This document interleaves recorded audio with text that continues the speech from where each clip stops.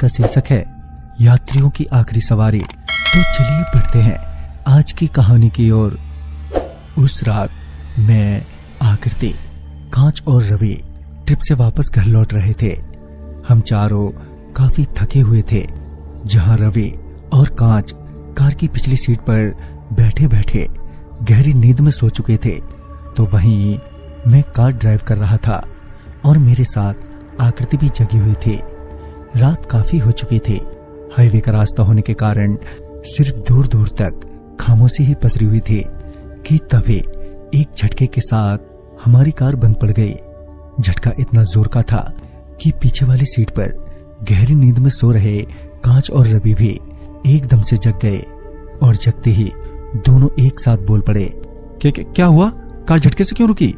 इस पर मैं उनसे कुछ कहता कि आकृति बोल पड़ी, पता नहीं, कार अचानक ही बंद पड़ गई है। फिर मैं और रवि कार से नीचे उतरे, ये देखने के लिए कि कार एकदम से कैसे बंद पड़ गई। कार को चेक करने के बाद भी हमें कोई भी खराबी उसमें नजर नहीं आई। जब हम दोनों को कार की खराबी पकड़ में नहीं आई तो मैंने कुछ सोचने के बाद रवि से कहा, सुनो रवि, मैं आगे जाकर देख कर आता हूँ, शायद कोई मैकेनिक मिल जाए। क्योंकि ये हाईवे का रास्ता था तो मुझे पता था आगे कोई ना कोई मैकेनिक मिल ही जाएगा। रवि को मेरे साथ आता देख आकृति और कांच ने टोकते हुए कहा, हम दोनों यहाँ सुनसान जगह पर अकेले नहीं रहेंगे, हम भी साथ ही चलेंगे। उनकी भी बात ठीक थी, लिहाजा हम चारों ही मैकेनिक को ढूंढने उस हाईवे पर चल दिए। काफी चलने के बाद भी हमें अभी तक कुछ भी नजर नहीं आया था। तभी आकृति ने सामने की ओर इशारा करते हुए मुझसे कहा, वो वहां कुछ है, शायद कोई शॉप है वहां पर। जब मैंने उस ओर देखा तो सही में एक शॉप सा दिखा। हम चारों तुरंत ही वहां पहुंचे तो हमने पाया कि वो एक चाय की दुकान है और अभी बंद है, मगर दुकानदार अंदर ही सो रहा था। तो मैं उस दुकान वाले को जगाते हुए बोला, अरे भाई साहब, वो क्या है कि हमारी कार खराब हो गई है, क्या यहाँ कोई आसपास मैकेनिक मिल सकता है? पहले तो वो दुकान वाला अपनी आंखें मलता रहा और फिर एक लंबी सी उबासी लेने के बाद मुझसे बोला, क्या कहा आपने? मैं उसे दोबारा बताने ही वाला था कि रवि बोल पड़ा, अरे भाई, हमारी कार खराब हो गई है, कोई मैकेनिक है आसपास?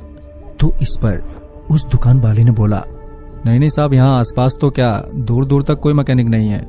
ये सुनते ही रवि अपना सर पकड़कर वहीं बैठ गया और बोला, अरे यार, अब कैसे जाएंगे?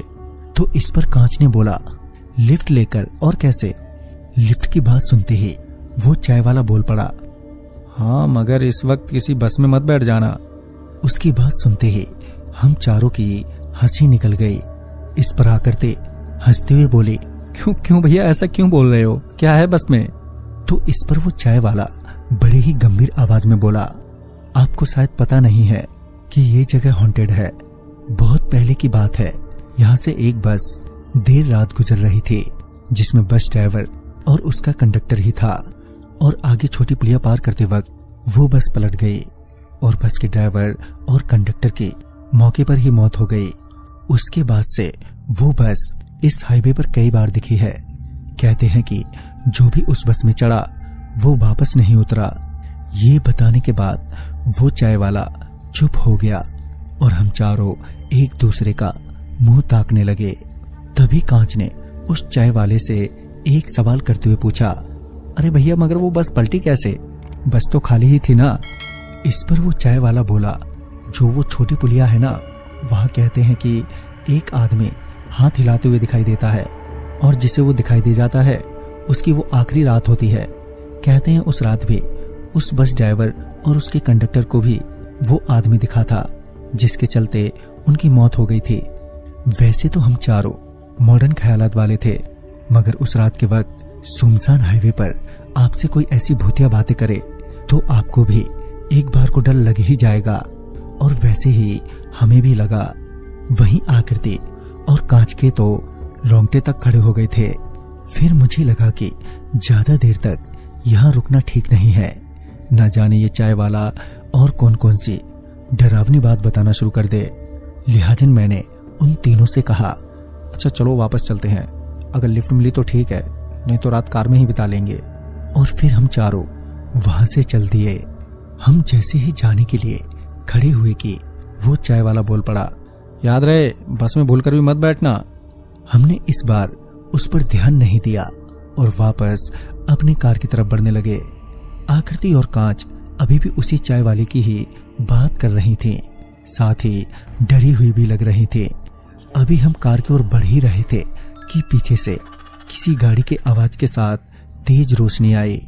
जैसे ही हमने पीछे पलटकर देखा तो वो एक बस आ रही थी।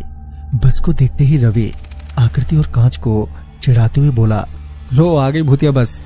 मैंने इस पर रवि से कहा भी, बस कर यार, और अब पहले बस तो रुकवा, कहीं तेरे मजाक के चक्कर में बस ही ना निकल जाए।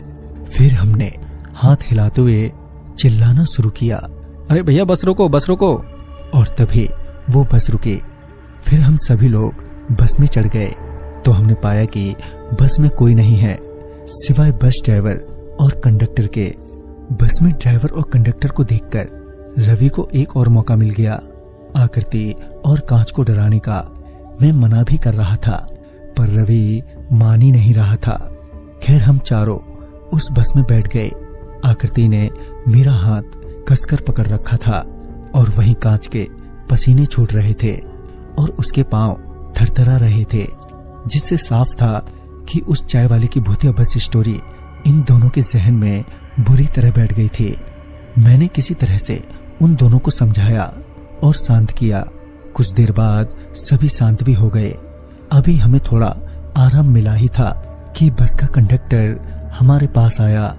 मुझे लगा शायद टिकट के लिए कहेगा, मगर वो मेरे पास आकर बोला, तुम सारे एक साथ हो? मैंने कहा, जी हाँ।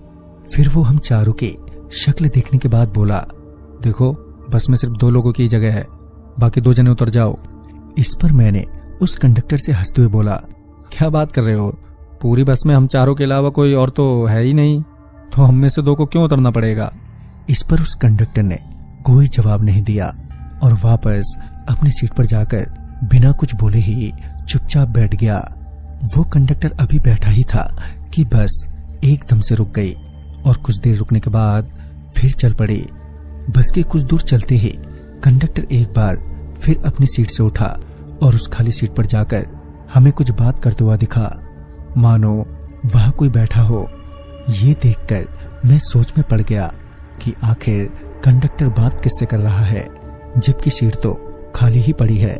अभी मेरी नजरें उसी कंडक्टर पर ही थी कि तभी आकृति जोर से चीखी। तो दोस्तों ये कंडक्टर किससे बात कर रहा था और आकृति जोर से क्यों चीख पड़ी, ये जानने के लिए देखना न भूलें इस कहानी का अंतिम भाग कल रात 9 बजे। वीडियो आपको अच्छा लगा हो तो लाइक शेयर करें और साथ ही हमें कमेंट बॉक्स में जरूर बताएं मिलूंगा और ऐसी कहानी के अंतिम भाग के साथ हमारे साथ जरूर शेयर करें। हमारे इंस्टाग्राम या फिर फेसबुक पेज पर